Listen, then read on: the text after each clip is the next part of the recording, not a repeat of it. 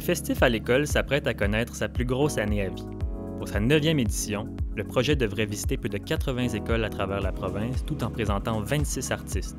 Un nouveau sommet pour le Festival École du Festif de Baie-Saint-Paul. On est là aujourd'hui pour parler du Festif à l'école, votre projet qui se déroule justement dans les écoles puis qui cette année va connaître sa plus grosse année, si je ne me trompe pas. Oui, vraiment. Écoute, c'est notre 9e édition déjà. Puis là, on se transporte là, partout au Québec. Tu sais, c'est pas la première fois qu'on fait une tournée un peu partout en province, mais là, on est vraiment, on va dans 16 régions administratives, plus de 80 écoles. Fait que, tu sais, le seul endroit où on va pas, c'est dans le nord du Québec. Puis éventuellement, on aimerait aller dans ce coin-là aussi. Donc, c'est ça, c'est 26 artistes au total qui vont faire 28 tournées. C'est principalement grâce à un soutien financier de près de 950 000 $ octroyé par le gouvernement du Québec que le projet est en mesure de prendre une telle ampleur cette année.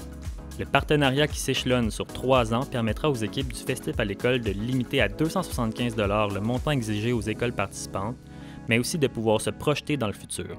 Ce qui est super, là, dans le fond, nous, l'enjeu qu'on avait souvent, c'était qu'on n'avait pas de financement récurrent pour le Festival à l'école. Je réussissais à trouver du financement à dernière minute pendant l'été, puis là, il fallait confirmer les artistes avant la rentrée scolaire, mais là, on est capable de voir sur le moyen terme. Avez-vous eu peur à certains moments pour le Festival École avec le climat de coupure dans la culture et dans l'éducation?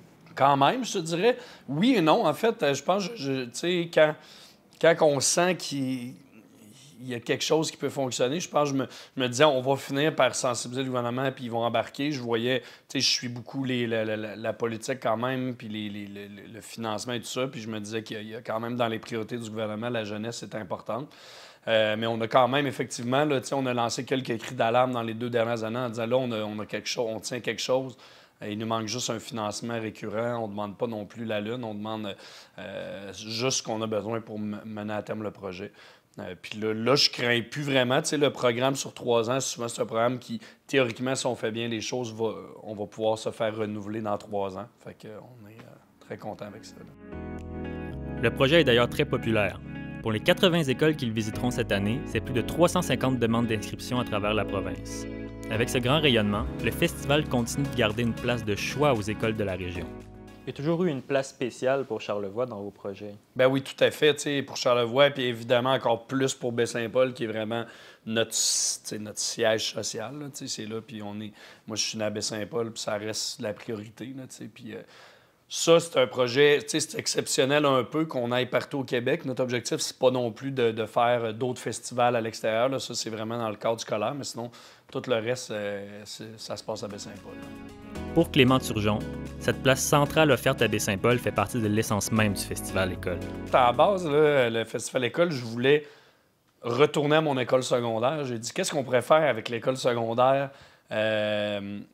Écoute, on était des petits bums à l'époque. On s'est dit, comment on pourrait se faire pardonner? On va aller faire des spectacles avec les jeunes, puis on va comme redonner à l'école qui nous a vu grandir et tout ça.